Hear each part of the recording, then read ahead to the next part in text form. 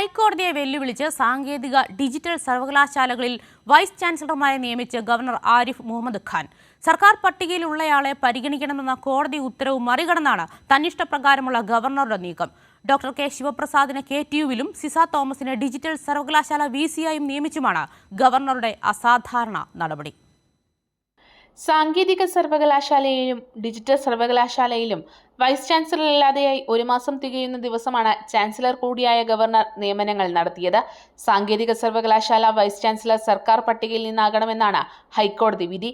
ഇത് പരിഗണിക്കാതെയാണ് പട്ടികയിൽ ഉൾപ്പെടാത്ത കൊച്ചിൻ ശാസ്ത്ര സാങ്കേതിക സർവകലാശാലയിലെ സീനിയർ പ്രൊഫസർ ഡോക്ടർ കെ ശിവപ്രസാദിനെ ഗവർണർ നിയമിച്ചത്. KTU താൽക്കാലിക VC-ആയി സിസ തോമസിനെ നിയമിച്ച സ്വന്തം നടപടിയിൽ വ്യക്തത തേടി ചാൻസലർ സമർപ്പിച്ച ഹർജി ചൊവ്വാഴ്ച ഹൈക്കോടതി തള്ളിയിരുന്നു. എന്നാൽ ഹൈക്കോടതി വിധിയെ മാനിക്കാതെയാണ് KTU VC നിയമനത്തിലെ ചാൻസലറുടെ നീക്കം. KTUവിലെ താൽക്കാലിക VC നിയമനം സർക്കാർ നൽകുന്ന പട്ടികയിൽ നിന്ന് വേണമെന്നും അതാണ് സർവകലാശാല ചട്ടം പറയുന്നതെന്നും നേരത്തെ ഡിവിഷൻ ബെഞ്ച് ഉത്തരവുണ്ട്.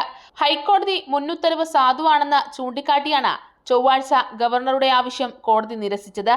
ഡിജിറ്റൽ സർവകലാശാല മുൻ VC-യും IIM-ലെ പ്രൊഫസറുമായ ഡോക്ടർ സജി ഗോപിനാഥ്, സാങ്കേതിക വിദ്യാഭ്യാസ director doctor PR Shalij, Kothamangalam MA engineering കോളേജിലെ പ്രൊഫസർ ഡോക്ടർ വിനോദ് കുമാർ ജേക്കബ് എന്നിവരെയും ഡിജിറ്റൽ സർവകലാശാലയിലേക്ക് doctor MS Rajasree, doctor A Mujeeb എന്നിവരെയുമായിരുന്നു സർക്കാർ നിർദ്ദേശിച്ചത്. കണ്ണൂർ സർവകലാശാല VC നിയമനത്തിലെ സുപ്രീം കോടതി വിധി മറയാക്കിയാണ് ഗവർണർ ആരിഫ് മുഹമ്മദ് ഖാൻ ഇപ്പോഴത്തെ നിയമനങ്ങൾ നടത്തുന്നത്. കൈരളി ന്യൂസ്, തിരുവനന്തപുരം.